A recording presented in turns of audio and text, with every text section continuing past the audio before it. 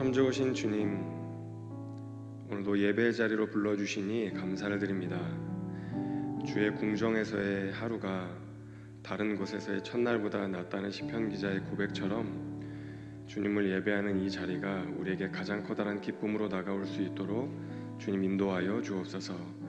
이 예배를 통해 우리가 주님을 더욱더 닮아갈 수 있기를 원합니다. 주의 사랑을 머금을 수 있기를 원합니다. 성령 하나님 함께하여 주옵소서.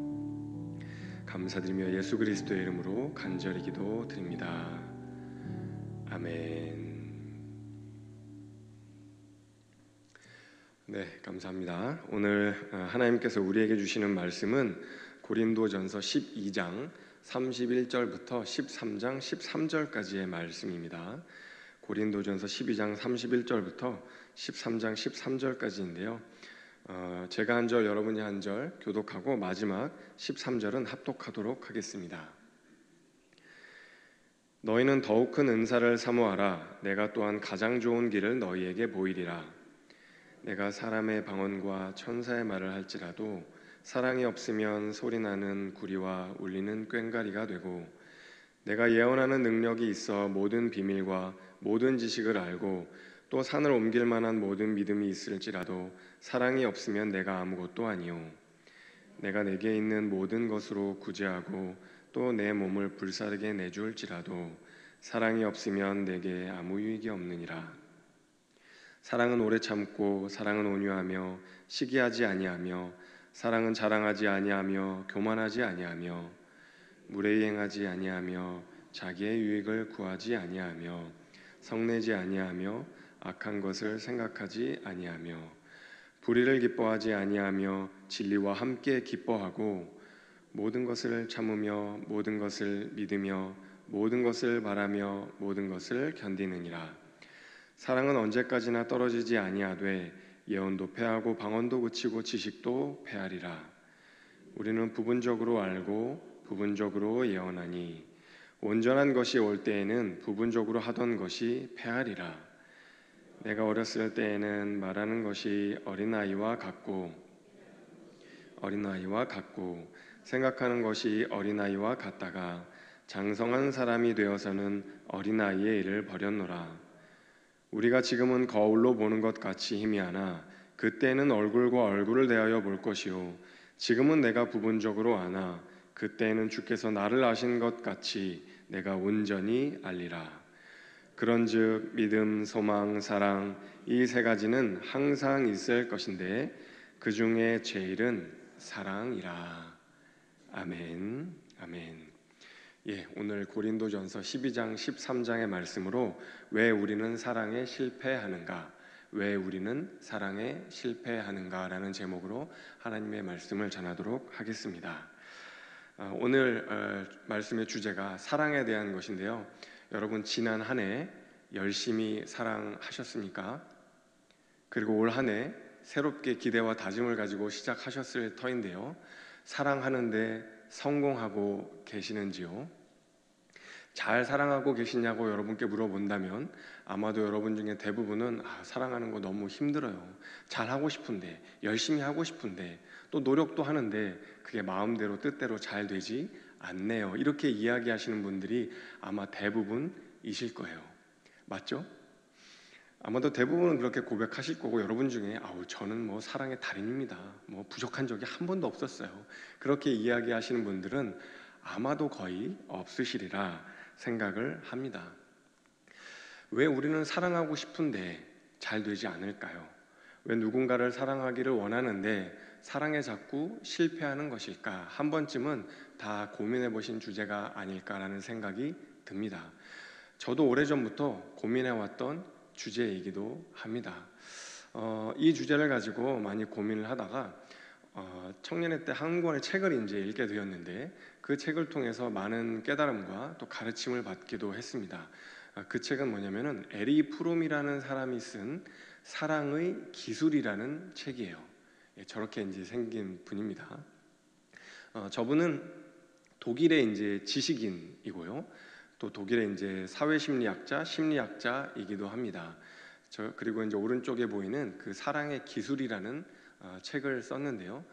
지금도 굉장히 고전으로 손꼽히는, 사랑에 대해서라면 꼭 읽어야 하는 그런 필독서로 꼽히는 책이기도 합니다. 저분은 이제 크리스천은 아니기 때문에 저 책에서 이제 뭐 기독교적인 어떤 시각과 관점을 가지고 쓴 것은 아니고 인문학적으로 이 사랑에 대해서 왜 우리가 사랑에 실패하는지 여러 가지 이제 이야기들을 기록을 하고 있어요. 저 책에서는 제가 이제 요약 정리를 해보자면 한 세 가지 정도 우리가 사랑에 실패하는 이유에 대해서 적고 있는데 한 가지씩 좀 살펴보려고 합니다. 먼저 첫 번째, 왜 우리는 사랑에 실패하는가? 그 첫 번째 이유로 프롬이 꼽고 있는 이유는 뭐냐면요, 사랑을 주려고 하기보다도 우리가 사랑을 받으려고 하기 때문에 사랑에 실패한다라는 거예요. 이런 거죠. 내가 호감 얻는 사람이 되려면 어떻게 해야 되지? 내가 더 많은 사람들로부터 매력적인 사람이 되기 위해서 나는 무엇을 해야지? 더 호감을 얻고 매력적인 사람이 되기 위해서, 더 많은 사랑을 받기 위해서 나는 어떻게 해야지? 이런 식으로 사랑을 받는 문제로 생각하고 주려고 하지 않기 때문에, 그렇기 때문에 우리가 사랑에 실패한다라고 프롬은 이야기를 하고 있습니다. 여러분, 이것도 전혀 틀린 분석은 아니죠? 그렇죠? 우리가 더 매력적인 사람이 되기를 바라니까요. 그리고 두 번째 이유를 또 이야기를 합니다. 왜 우리는 사랑에 실패하는가? 두 번째 이유는 뭐냐면은 우리가 사랑을 삶의 기술이 아니라 사사로운 감정으로 생각하기 때문에 사랑에 실패한다는 거예요. 그러니까 우리가 누군가를 사랑하고 싶은 마음이 들 때, 그런 기분이 들 때, 그런 감정이 들 때만 우리가 사랑할 수 있다고 한다면, 여러분 1년 365일 중에 사랑할 수 있는 날이 며칠이나 될까요? 그렇게 많지 않을 거예요. 감정 따라, 기분 따라 사랑하려고 한다면 우리가 정말로 사랑할 수 있는 시간은 그렇게 많지 않을 겁니다. 프롬은 우리의 감정에 따라서 사랑하려고 하기 때문에 실패하는 것이다, 그것이 아니고 이것은 삶의 기술이다, 배워야 하는 것이다, 이제 그렇게 이야기를 하는 것이죠. 자, 세 번째, 우리가 사랑에 실패하는 이유, 세 번째는 무엇이냐면 사랑을 능력의 문제가 아니라 대상의 문제로 생각하기 때문에 우리가 사랑에 실패한다는 거예요. 그러니까 이런 거죠. 내가 좀 괜찮은 사람을 만났으면, 내가 좀 괜찮은 이웃을 만났으면, 내가 좀 우리 목장에서 우리 소그룹에서 좀 괜찮은 사람 만났으면 내가 더 잘 사랑할 수 있는데 왜 저런 왼수 같은 인간이 걸려가지고 이렇게 사랑하기를 힘들게 만드나, 이렇게 상대방에게 문제가 있는 것처럼 그런 대상의 문제로 사랑하기 때문에 우리는 실패한다는 거예요. 근데 그게 아니라 내가 조금 더 누군가를 사랑할 수 있는 능력을 키워야 되는데, 내가 그런 능력을 조금 더 함량해야 하는데 이렇게 생각하지 못하기 때문에 우리가 사랑에 실패한다라고 이야기를 하는 거죠. 여러분, 동의가 되십니까? 꽤 그럴듯하죠? 사랑은 감정의 문제라고 생각하기 때문에 실패하고, 사랑을 누군가 대상의 문제라고 생각하기 때문에 실패한다라는 거죠. 또 사랑을 받는 문제라고 생각하기 때문에 실패한다라는 거죠. 여러분, 문제가 분석이 됐으면 해결책도 간단하죠. 그렇죠? 우리가 사랑을 받으려 하기보다는 누군가한테 사랑을 계속 베풀어야 합니다. 줄 수 있어야 합니다. 사랑은 감정의 문제가 아니라 기술입니다. 배워야 하는 거고요, 학습해야 하는 겁니다. 삶으로 체화해야 하는 겁니다. 그렇게 이야기할 수 있겠죠. 또 사랑은 상대방에게 달린 게 아니라 내가 그 능력을 키울 수 있어야 해요 라고 에리 프롬은 해법을 제시를 해요. 그것들이 구체적으로 이렇게 나와 있는 게 그 사랑의 기술에 나와 있는 책입니다. 근데요, 틀린 이야기는 아닌데 여러분 한번 생각해 보세요. 다 맞는 이야기인데, 여러분, 그래요, 사랑을 줘야 되고요, 베풀어야 하고요, 사랑을 학습해야 하고 배워야 하고, 그리고 또 사랑은 상대방에게 딸린 것이 아니라 그리고 우리의 능력에 딸린 거예요. 근데 여러분, 그런 생각이 들지 않으세요? 그러면 내가 누군가를 사랑할 수 있는 능력은 어떻게 키우지? 그런 질문 들지 않으세요? 그리스도인이라면 우리는 누군가를 사랑할 수 있는, 온전히 사랑할 수 있는 능력이 우리에게는 없다고 생각을 하잖아요.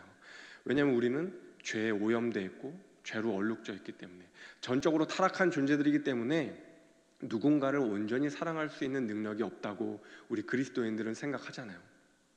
그런데 도대체 그 사랑할 수 있는 능력을 어떻게 키울 수 있단 말인가에 대해서 프롬이 제시하고 있는 해법은 적절하지 않은 것 같다는 생각이 들게 되기 때문이죠. 그래서 우리가 그런 생각이 들 때에 오늘 고린도전서 12장, 13장의 말씀이 떠오릅니다. 그렇지. 사랑은 우리 안에서 나올 수 있는 게 아니야. 사랑은 하나님께로부터 나오는 선물이야. 하나님이 주셔야만 우리가 누군가를 사랑할 수 있는 거지, 우리가 어떻게 자생적인 힘과 능력으로 누군가를 사랑할 수 있겠어? 그거는 말도 안 되는 것이지 라고 생각을 하는 거죠. 그래서 우리는 사랑은 곧잘 하나님께서 우리에게 주신 은사라고 생각하고는 합니다. 그래서 제가 여러분께 한번 질문을 드려보고 싶습니다. 여러분, 사랑이 하나님께서 우리에게 주신 은사라고 생각하십니까? 그렇죠? 아마도 대부분 고개를 끄덕끄덕이시는 것 같아요. 그럼요. 사랑은 하나님께서 우리에게 주시는 은사가 맞죠. 목사님은 그럼 아니라고 생각하신단 말입니까? 이제 이런 표정을 지으시는 분들도 계신데, 여러분 그렇죠? 사랑은 하나님께서 우리에게 주시는 선물이 맞습니다. 근데 여러분, 좀 다르게 제가 질문을 해볼게요. 그러면 사랑이 지금 은사라고 답하신 분들 많이 계시잖아요. 다르게 질문을 해볼게요. 그럼 방언은 하나님께서 우리에게 주시는 은사가 맞습니까? 맞죠? 예언의 은사, 하나님께서 우리에게 주시는 은사가 맞죠? 병 고치는 거, 그것도 하나님께서 우리에게 주는 은사가 맞죠? 그렇죠? 여러분 중에 혹시 방언의 은사를 받으신 분, 예언의 은사를 받으신 분, 병 고침의 은사를 받으신 분 얼마나 계십니까? 제가 어떤 모임에서 한번 여쭤봤는데 한 3분의 1밖에 안 돼요. 이거 다 통틀어서. 그러니까 우리가 방언의 은사도 다 받으신 게 아니고 한 3분의 1 정도 받으신 것 같더라고요. 실제로 받으셨다가 안 하신 분들도 많아서 이미 은사가 이제 떠나버린 분들도 있어요. 그러니까 여러분, 이렇게 은사는요, 받으신 분도 있고 못 받으신 분도 있죠. 그렇죠? 그렇다고 여러분, 아니 어떻게 그리스도인이 돼서 방언의 은사도 못 받았습니까? 이렇게 누군가를 판단할 수 있나요? 어떻게 예언의 은사를 아직까지도 못 받았습니까? 라고 이야기할 수 있어요? 그럴 수는 없죠. 왜냐면 그건 그냥 받을 수도 있고 못 받을 수도 있는 은사니까요. 그렇죠? 여러분, 은사의 성격은 이런 겁니다. 받을 수도 있고 못 받을 수도 있고. 자, 여러분 다시 질문하겠습니다. 사랑은 하나님께서 우리에게 주시는 은사인가요? 은사가 아닌가요? 아까보다 조금 아리까리하시죠? 아까는 아주 자신 있게 은사죠, 뭐 그런 질문을 하십니까? 이렇게 답변하셨던 분들이, 제가 이렇게 비유를 들어서 설명을 하니까 은사라고 이야기하자니 이거는 받아도 되고 안 받아도 되고 라고 이야기하는 것 같아서 뭔가 조금 마음 가운데 불편함이 드시는 분들이 있었을 거예요. 그럼에도 불구하고 목사님, 그래도 아니 성경에서, 지금 우리가 읽었던 성경에서 사랑을 은사라고 이야기하고 있지 않습니까?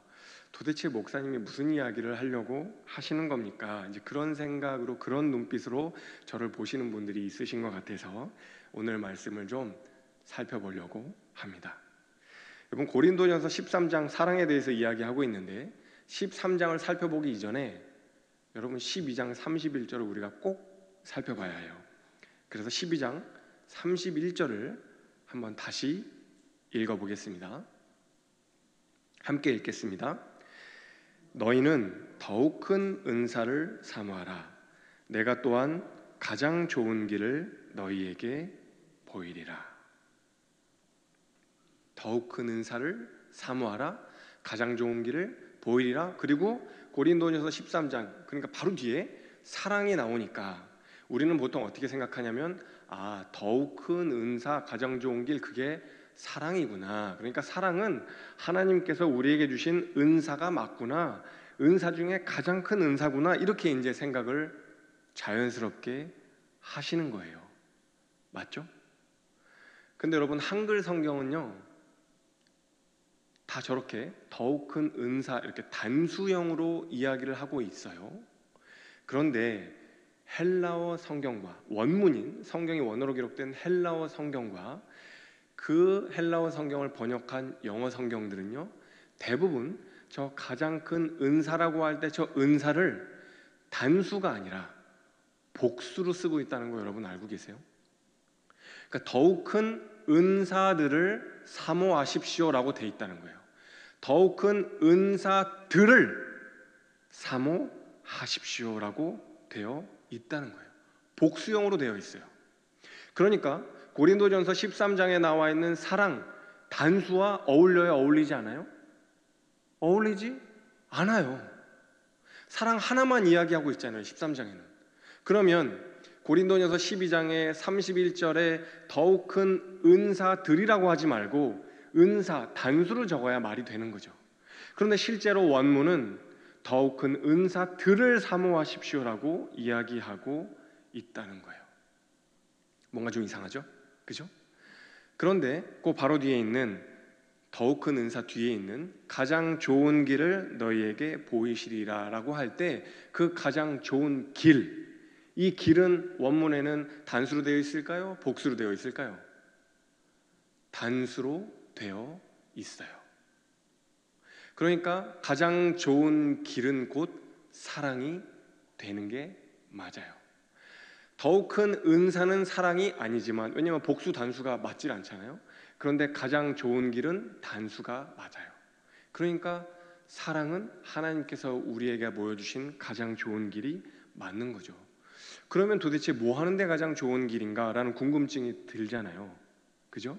단적으로 이야기하자면 하나님께서 우리에게 주신 다양한 은사들을 잘 활용하는 가장 좋은 길이 사랑이다라고 이야기를 하는 거예요.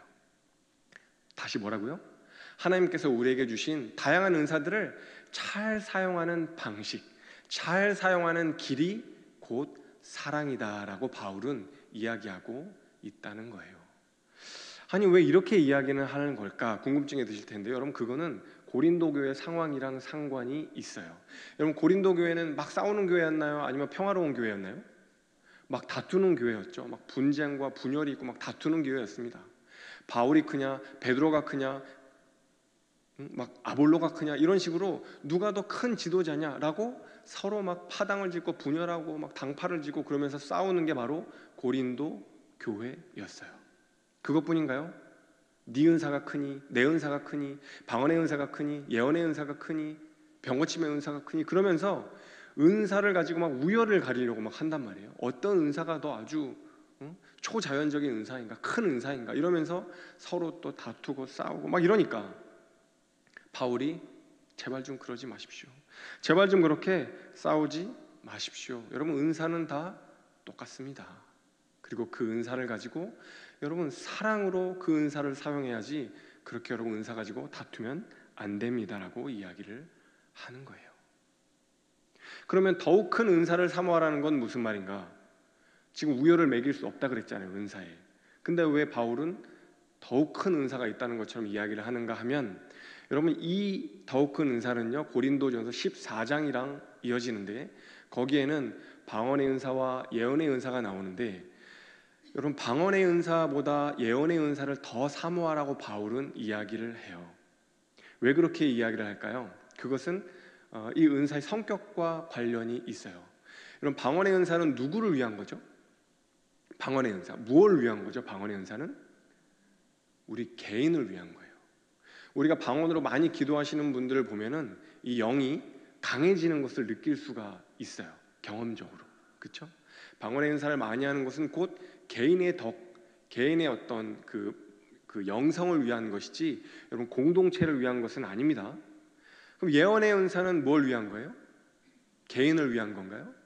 아닙니다. 예언의 은사는 교회 공동체의 덕을 세우기 위해 하나님께서 주신 은사예요. 그러니까 바울이 개인의 덕을 세우는 방언의 은사가 귀한 것은 맞지만 여러분 그렇게 은사를 가지고 싸움질하지 마시고 교회 공동체에게 더욱 덕을 세우는 은사들을 사모하십시오. 그렇게 얘기를 하는 거예요. 하도 이제 고린도 교인들이 싸우니까. 그래서 더욱 큰 은사는 예언의 은사가 되는 겁니다.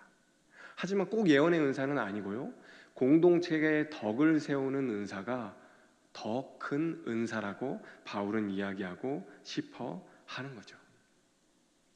여러분, 이제 조금 이해가 되셨죠? 여기까지 요점은 뭐냐면요, 사랑은 은사가 아니라는 겁니다. 사랑은 은사가 아니라는 거예요. 오히려 사랑은 하나님이 우리에게 주신 은사들을 잘 사용하는 길, 잘 사용하는 방식이다라고 이야기를 하고 있어요.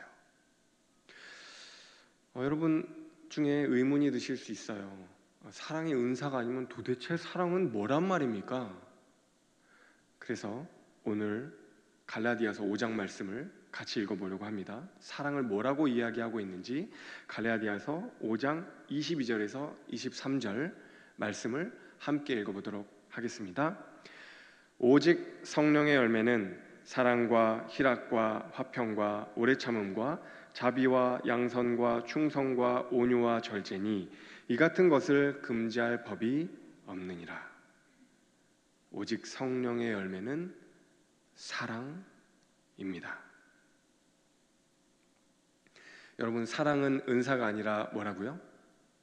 열매라고 성경이 구체적으로 이야기를 하고 있어요.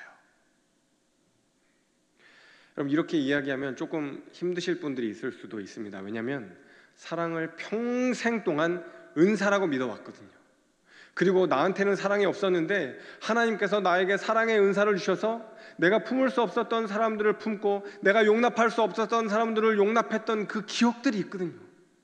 근데 목사님, 사랑이 은사가 아니라면 도대체 저는 무슨 힘으로 누군가를 사랑할 수 있었던 것이죠?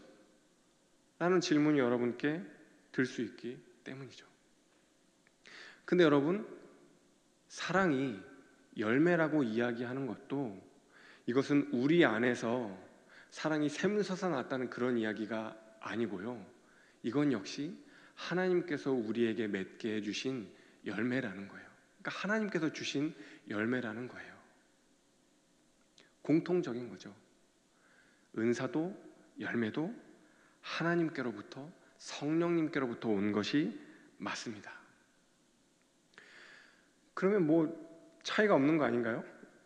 또 이런 생각이 드실 수 있죠. 은사와 열매가 그러면 다 하나님께로부터 온 거면 도대체 오늘 설교에 이야기하고자 하는 말은 무엇인가라는 궁금증이 드실 수도 있어요. 근데 여러분, 은사와 열매가요, 아주 중요한 차이점이 있습니다.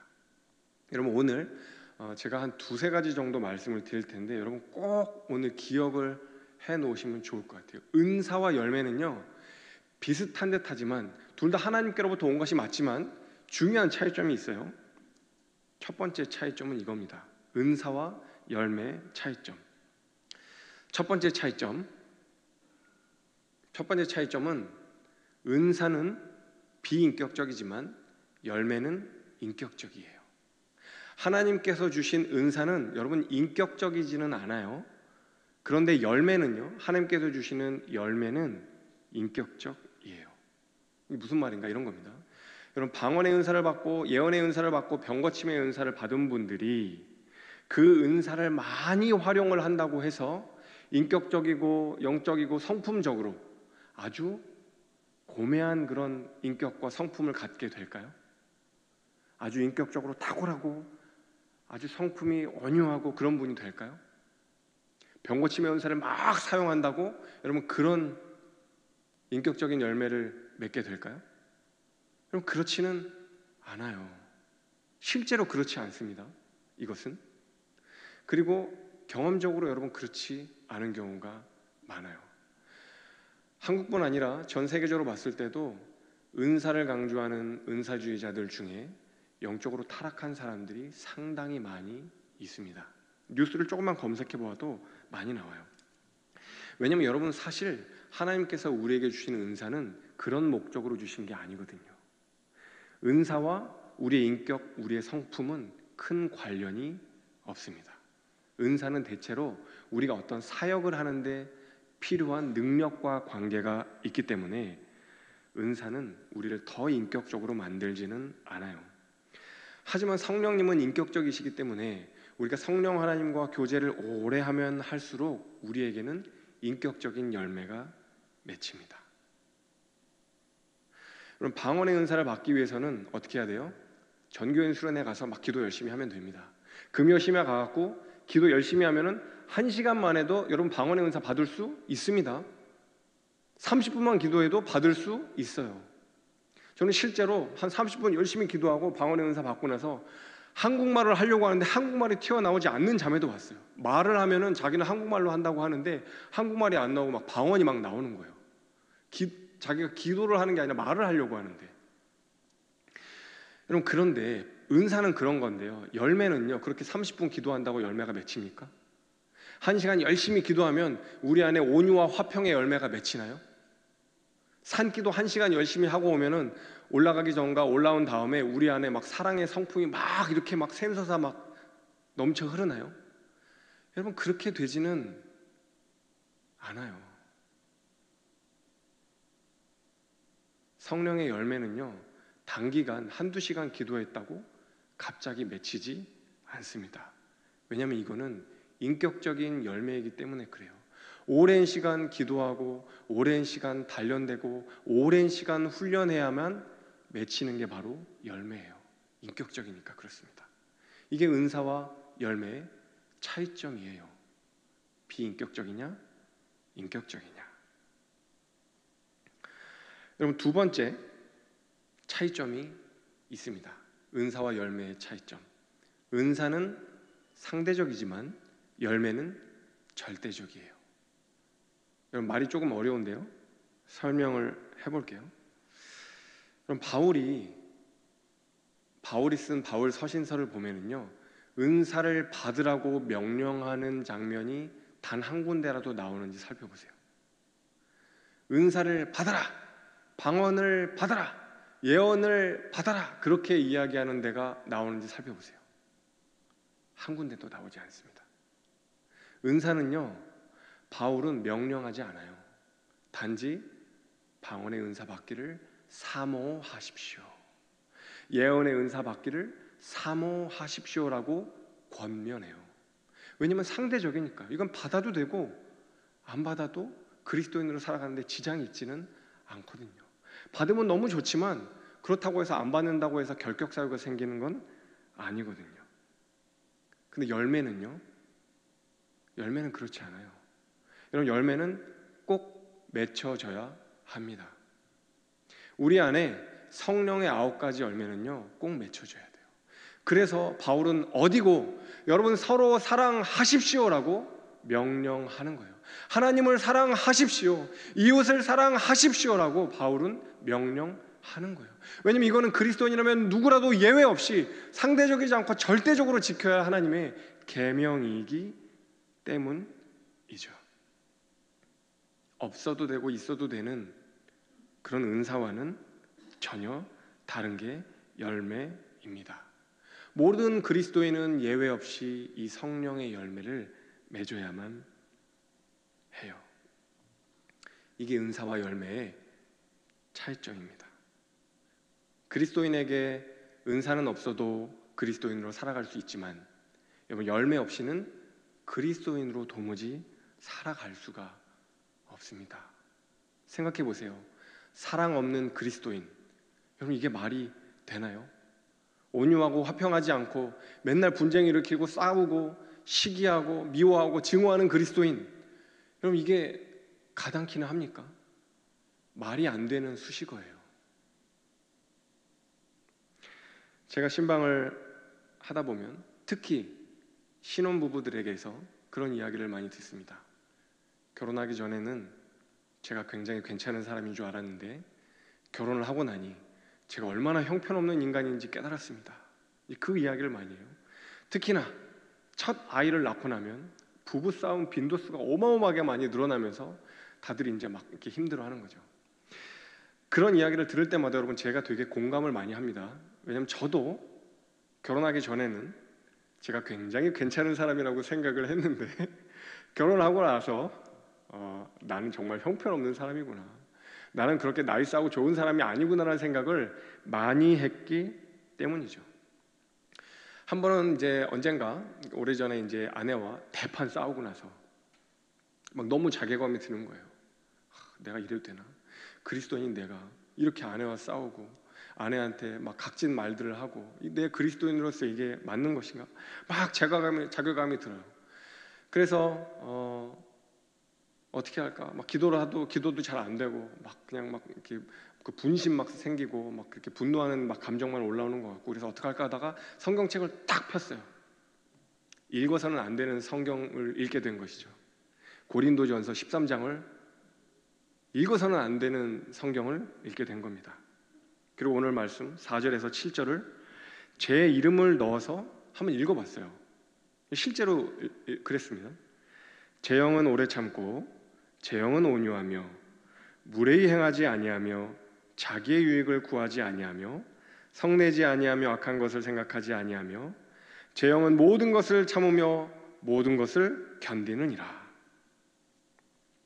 되게 이상하더라고요. 너무 이상하더라고요. 제 이름을 넣어가지고 읽으니까 이게 너무 이상한 거예요. 근데 다 이상한 건 아니었고요. 여러분 4절은 좀 괜찮았어요.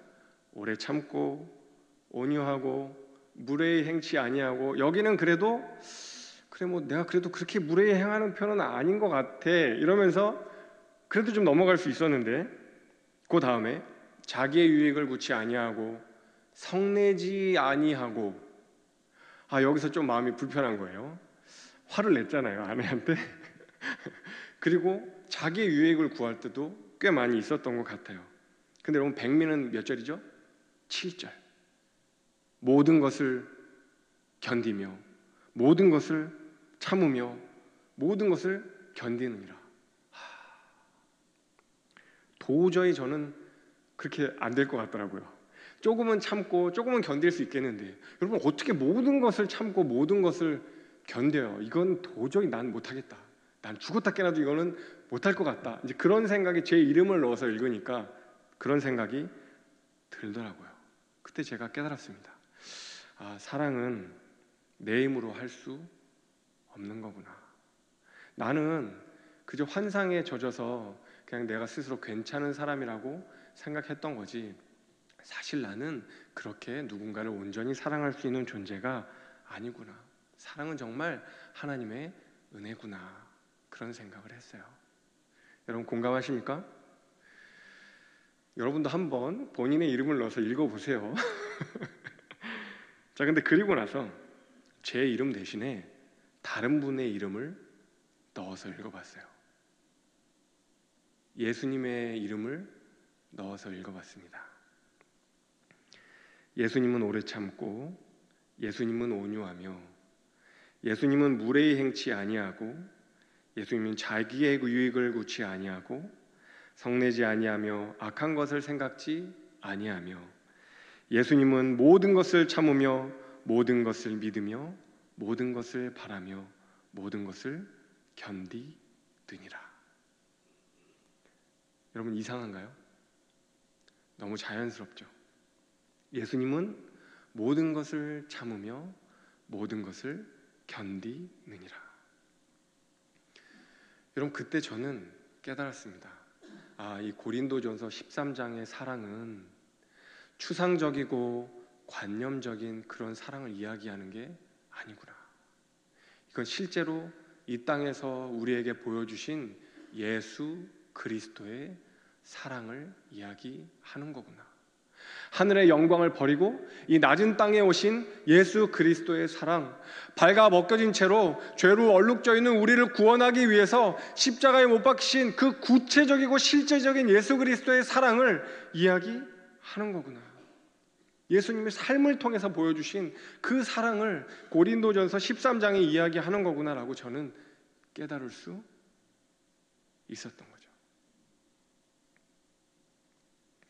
근데 그렇게 생각하면 더 절망적인 마음이 드시는 분도 있을 수 있어요. 내가 어떻게 예수님처럼 사랑할 수 있어? 예수님은 그냥 우리와는 좀 질적으로 좀 다른 분이잖아요. 그런 넘사벽과 같은 분을, 그런 사랑을 우리에게 어떻게 따라하라고, 어떻게 닮아가라고 이야기할 수 있는가? 그런 생각이 들 수 있죠. 근데 그래서 오늘 여러분 말씀에 보면은요, 그런 말씀이 있어요. 부분적으로 알던 것이 온전해질 때가 있다.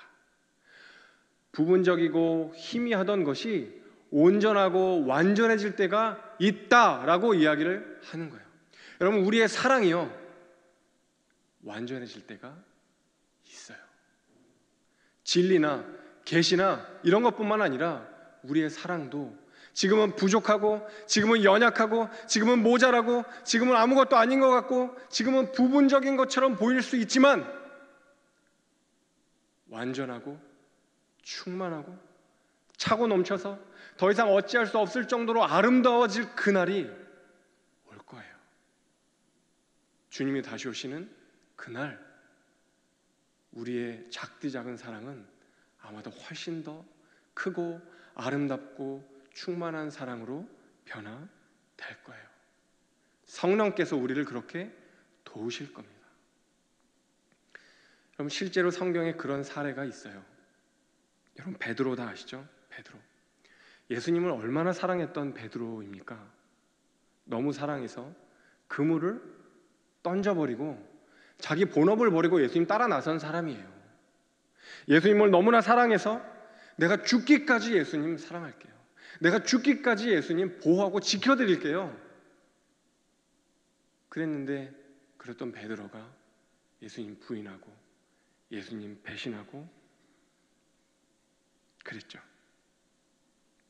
얼마나 자괴감과 자책감에 빠졌겠어요, 베드로가. 근데 그랬던 베드로가요, 나중에 베드로 전서에서 이런 이야기를 해요. 여러분, 사랑은 허다한 죄를 덮으니 형제들이여 마음으로 뜨겁게 서로 사랑하십시오. 사랑은 허다한 죄를 덮으니 형제들이여 마음으로 뜨겁게 사랑하십시오.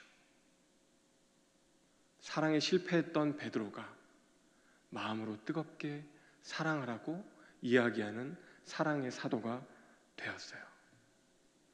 그리고 베드로는 기원 후 64년경에 로마에서 그토록 사랑하던 예수님처럼 십자가에 거꾸로 매달려 죽었습니다. 베드로의 사랑이, 그토록 작았던 베드로의 사랑이 예수님을 만나고 큰 사랑으로 변화된 거죠. 여러분, 또 있습니다. 사랑의 사도하면 떠오르는 이름 누구죠? 요한이죠. 요한 1서, 2서, 3서를 쓴 요한. 근데 여러분, 이 요한이라는 사람이 예수님을 따라다닐 때 별명이 있었는데 우르의 아들이에요. 우르의 아들, 번개의 아들, 천둥의 아들. 좀 무섭죠. 근데 실제로 이 별명대로 요한이 이야기를 해요. 예수님과 함께 다닐 때 예수님과 함께 사마리아라는 마을에 들어가거든요. 근데 그때 사마리아 마을 사람들이 예수님을 영접하지 마십시오, 예수님을 영접하지 않는 거예요. 그러니까 막 화가 나죠. 그러니까 이 요한이 뭐라고 하냐면, 예수님, 저 몹쓸 인간들한테 불을 내려서 다 불태 없어지라고 명령하십시오. 그런 이야기를 해요. 사랑의 사도 요한이 불태워서 저 사람들을 다 없애버리라는 이야기를 감히 예수님께 그런 주문을 합니다. 사랑이라고는 눈꽃만큼도 찾을 수 없을 것 같은 그 우르의 아들이 여러분 요한 1서, 요한 2서, 요한 3서를 썼어요. 어디를 펴도 사랑에 대한 구절이 나오는 요한 서신을 쓴 사랑의 사도가 되었습니다. 여러분, 이런 거죠. 오늘 말씀을 통해서 우리가 깨닫게 되는 것은 이런 겁니다. 여러분, 우리의 사랑은요, 형편없고 보잘것없고 연약하고 아무것도 아닌 씨앗과도 같을 수 있어요. 하지만 그때 주님은 우리에게 말씀하십니다. 낙심하지 말라고, 주저앉지 말라고, 절망하지 말라고, 그 사랑의 불씨를 잘 간직해서 말할 수 없는 탄식으로 너희를 위해서 기도하고 도우시는 그 성령님과 함께 그 작은 불씨를 키워서 온 산을 뒤덮고 온 들판을 불태울 수 있는 그 큰 사랑으로 키워나가라고, 내가 함께 할 거라고, 내가 너를 도와줄 거라고 주님은 우리에게 말씀하시는 거예요. 그러니 여러분, 지금 우리의 사랑이 너무 작고 우리가 계속해서 사랑에 실패한다고 낙심하시지는 않았으면 좋겠어요. 우리 안에 우리를 도우시는 성령께서 주님 다시 오시는 그날에는 지금 하고 있는 사랑보다도 더욱더 크고 아름답고 넓은 사랑을 하게 하실 줄로 믿습니다. 우리가 사랑에 계속해서 실패하는 이유는요, 자꾸 내 힘으로 사랑하려고 하기 때문이에요. 내 뜻대로, 내 생각대로, 내 계획대로, 내 힘으로 사랑하려고 하니까 자꾸 사랑에 실패하는 거죠. 근데 주님은 아니라고, 그리스도께서 우리를 사랑하신 것처럼, 그리스도 안에서 우리를 용납하신 것처럼 성령께서 우리를 사랑하시고 동행하여 주시는 그 힘으로 사랑해 나가면, 그러면 지금은 실패할지라도 내일은 성공할 것이고, 지금은 연약할지라도 내일은 조금 더 크고 아름다운 사랑을 할 수 있다고 주님은 우리에게 말씀하십니다. 여러분, 오늘 하나님께서 우리에게 연약한 우리의 사랑에 기름을 부어주셔서 더 귀하고 고귀한 사랑을 하게 하실 것임을 믿으며 성령 하나님께 우리의 삶을 맡겨드리고 함께 기도할 수 있는 우리 존귀한 성도님들 되실 수 있기를 간절히 소망합니다. 이 시간 함께 찬양하고 함께 기도하면 좋을 것 같습니다. 우리 함께 하였던 찬양, 사랑은 언제나 오래 참고, 함께 찬양하겠습니다.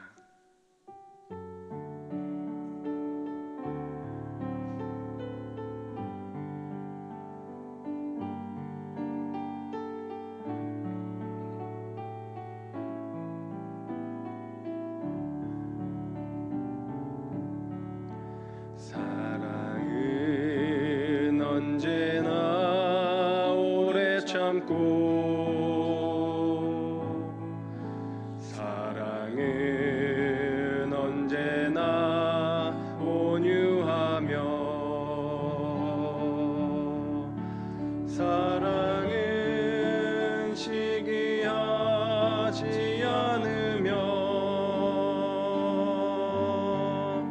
자랑도 교만도 아니하며, 사랑은 물에 행치 않고, 사랑은 물에 행치 않고,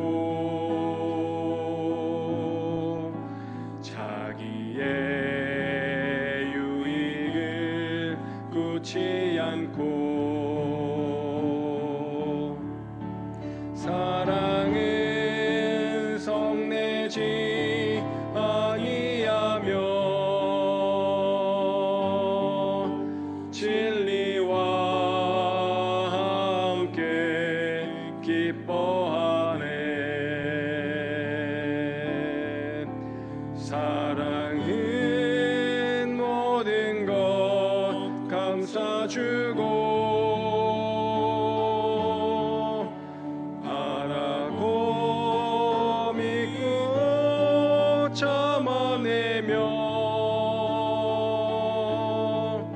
사랑은 영원토록 변함없네.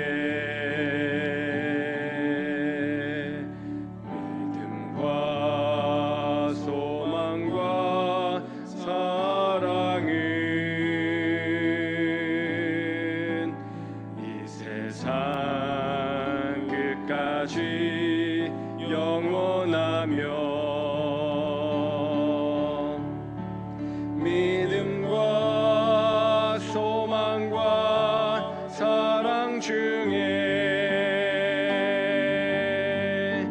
그 중에 제일은 사랑이라. 그 중에 제일은, 그 중에 제일은 사랑이라.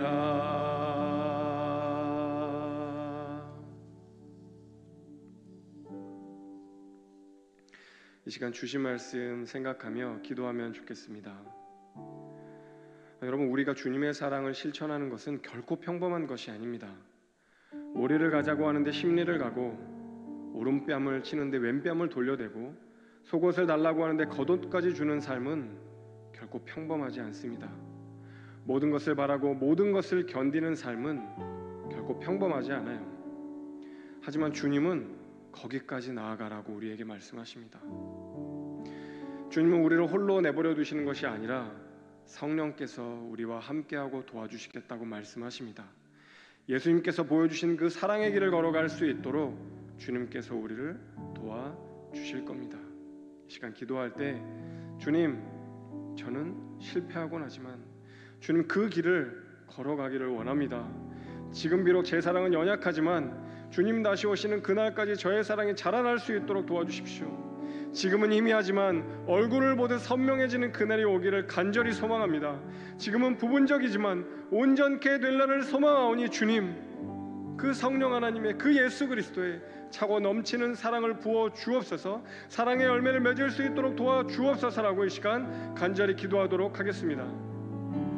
하나님, 그렇습니다. 나로서는 할 수 없는 그 사랑을 하나님을 의지하여서 감당할 수 있는 우리 모두가 될 수 있도록 주님 아버지 도와주십시오. 받으려고만 하지 않을 수 있도록 하나님, 우리가 주는 사랑을 할 수 있도록 주께서 인도하여 주시고, 나의 감정이 내키지 않을 때에도 하나님께서 부어주시는 사랑으로 그리스도를 사이에 두고 감당할 수 있는 사랑을 할 수 있도록 하나님 아버지 인도하여 주시기를 간절히 원합니다.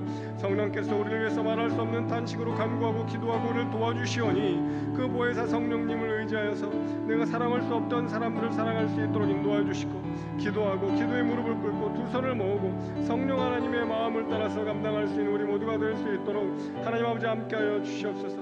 나로서는 할 수 없습니다. 하나님께서 부어주셔야만 가능합니다. 기도하게 하여 주시고 훈련할 수 있도록 도와주시고 주님을 본받고 주님을 닮아갈 수 있도록 하나님 아버지 도와주시옵소서. 그렇게 한 걸음 한 걸음 우리가 육신의 소욕과 싸우며 나아갈 때 우리 안에 성령의 소욕이 싹 들 수 있도록 인도해 주시옵소서.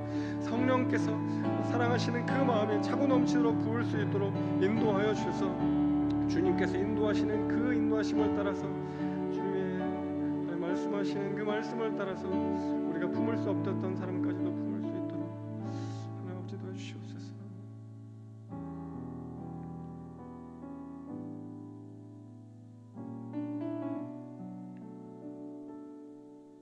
주님, 우리는 사랑에 실패하곤 합니다. 우리는 연약합니다. 우리는 무너집니다. 하지만 주님은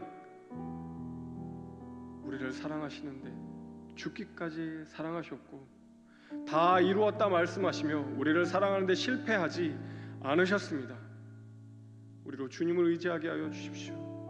모든 사랑의 성취자가 되신 그 주님을 의지할 때 그 성령의 열매가 우리 안에 무럭무럭 맺혀서 우리로 사랑할 수 없었던 이들까지도 사랑할 수 있는 그런 한 해가 될 수 있도록 하나님 우리와 동행하여 주시고 우리 연약함을 긍휼히 여겨 주옵소서. 주께서 도와주시기를 간절히 소망하며 예수 그리스도의 이름으로 기도드립니다. 아멘.